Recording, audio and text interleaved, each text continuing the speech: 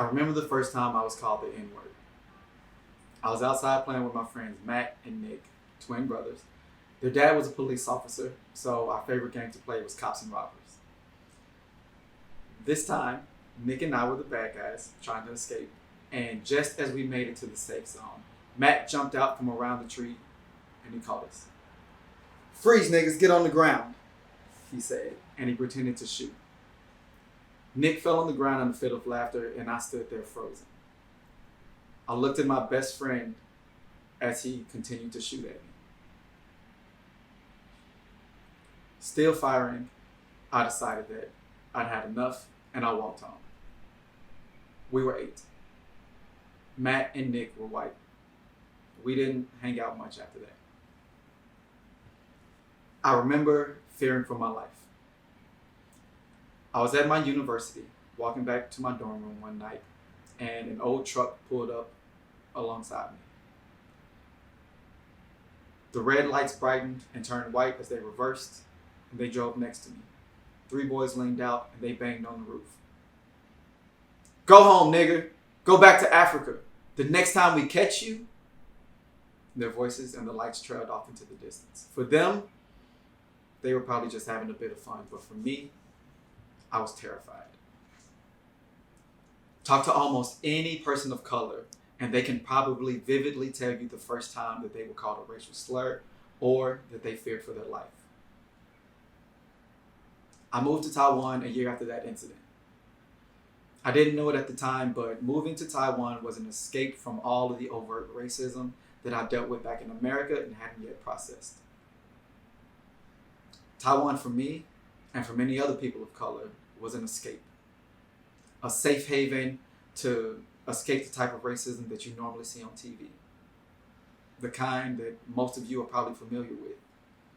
The racism that screams and bites and shoots and burns and terrorizes. The type of racism that's big and scary and dangerous. The type that turns people to hashtags, that turns protests into riots. The types that's summarized and whitewashed to be taught in history books, but only in February. The type of racism that we don't talk about until it's too late. Luckily, I don't deal with that here. Instead, I get stared at. When I moved to Taiwan, you can imagine the feeling of joy that I felt in no longer being vilified. Getting off of the plane, I let out a sigh of relief. I'm no longer the scary black guy. I moved away from a racist place to live on a beautiful island, and now I just looked different. Clearly, I didn't expect things to be exactly the same as they were in America. I moved here knowing full well that not everyone would look like me, would talk like me, or even think like me. What I did not expect, however, was how differently I'd be seen. Like most foreigners in Taiwan, I came to teach ESL. But even before I arrived, I was met with what would be the first of many incidents that would give me pause. How will I explain to the parents that a black man is teaching their kids English? Those words from my former director shaped my first years on the island. Every day I faced a barrage of innocent ignorances, or for a better term, microaggressions, or subtle acts of racism that aren't usually considered racist and often go ignored.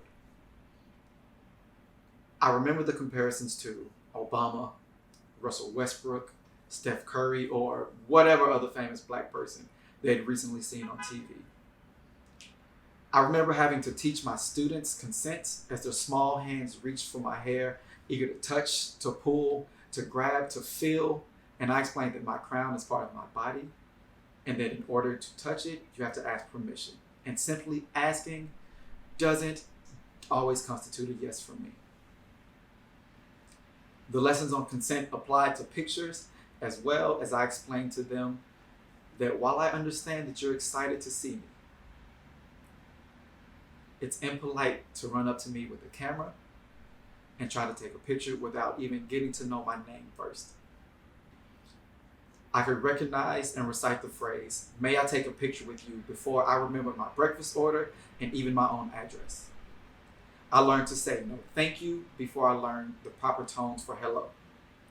I remember teaching my high school students their colors by explaining to graduating seniors that my skin is brown and my hair and my shirt is black. See, here in Taiwan, for those of you who aren't familiar, there aren't many people who look like me. So it's quite possible for some that I may be the first person of color that they've ever seen. So I understand why for some people it makes sense to stare, or even for a business to be shocked when someone who looks like me walks in, to the point where I don't get service. And it should be acceptable for me to understand that because my hair grows differently and that my skin is a bit darker, there will be some who want to touch it, and I should let them. I mean, I am a visitor on their island and they're just curious, and there's no harm in being curious, right? Wrong.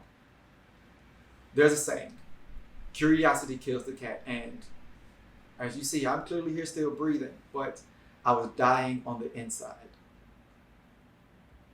While I found joy and comfort in the safety of the island, this is where I struggled with finding my place. I went from being profiled back at home to being stereotyped and studied here, constantly under the microscope of inspection. I went from being able to blend in to being impossible to stand out. I went from being just a minority back in one country to the model minority in another, the specimen by which everyone formed their opinion on people who looked like me. I was a walking social experiment and experience and didn't even know it. For years, I tried to fit in, and I found myself having to do the same thing to survive that I'd had to do back home, except all the time here. Sticking close to walls so as not to take up too much space and scare the people who were walking on the sidewalk. Making my presence known when someone's back was turned to me as to not startle them if they turned around. Making myself seem smaller to appear less scary, lowering my voice so I don't come off as angry. I learned to ignore the rude comments and remarks from people who were talking because they thought I didn't understand, grinning as big as I could and smiling at every little kid that walked past and pointed at the hayron as they tugged on their mommy's skirt. I was exhausted at being expected to make every one of these instances a teaching experience. But Patrick, that's doing a lot just to avoid a few stares, isn't it? It'd be simple for me to answer yes, but the truth is, it's the implication of the stares and not just the actions. It's the microaggressive nature of dissecting someone's humanity and studying them without their permission.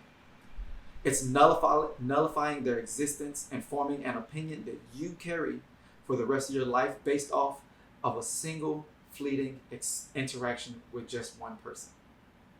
Me. When my family calls me and they ask, "Is there racism in Taiwan?" I answer honestly, yes. But it's not like what it is back at home. It's rare that I'm ever scared for my life or that I experience danger when I go outside. So I'm way safer here than I would be back in America. I tell my mom, I can handle a couple stares, it's okay. And they just want a picture or they just want to feel my hair. I politely correct them and I keep it moving, so don't worry about me. This makes my mom happy and she feels better, so we go on with our conversation. But in the back of my mind, I can remember the first time that one of my students called me the N-word. Just like I was an 8-year-old kid playing outside with his friends.